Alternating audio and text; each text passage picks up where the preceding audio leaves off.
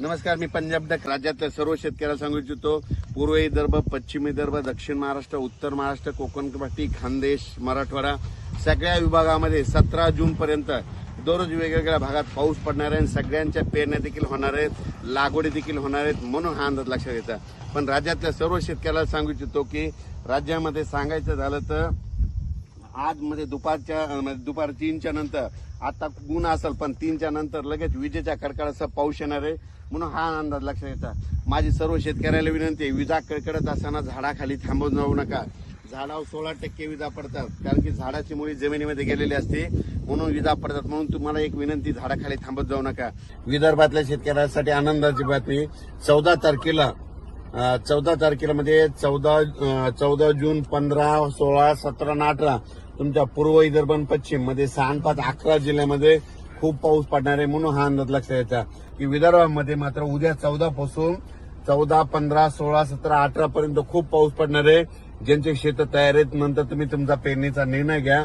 पूर्व विदर्भ, पश्चिम विदर्भ, दक्षिण महाराष्ट्र, उत्तर महाराष्ट्र, कोकणपट्टी, खानदेश, मराठवाडा म्हणजे सगळ्या विभागामध्ये 17 जून पर्यंत दररोज वेगवेगळ्या भागात ठिकठिकाणी पाऊस पडणार आहे.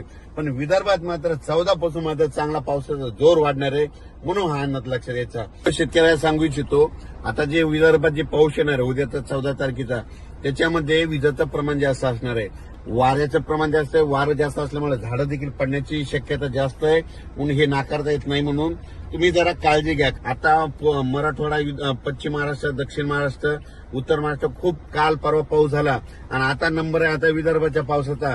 मग 14 जून पासून विदर्भात चांगल्या स्वरूपाचा पाऊस पडणार आहे. आता इकडे विदर्भामध्ये अकोटकडे जात असताना पहिलं तर सगळ्या शेतकऱ्यांनी आपण आपले शेत एकदम दुरुस्त करून ठेवलेले. त्यांना सांगू इच्छितो की आता उद्यापासून 14 पासून चांगला विदर्भात पाऊस पडणार आहे, म्हणून हे लक्षात घ्या. वातावरण तयार झालं, थोडं दिसलं की तुम्ही तुमच्या घर जवळ करा, पण झाडाखाली मात्र थांबू नका.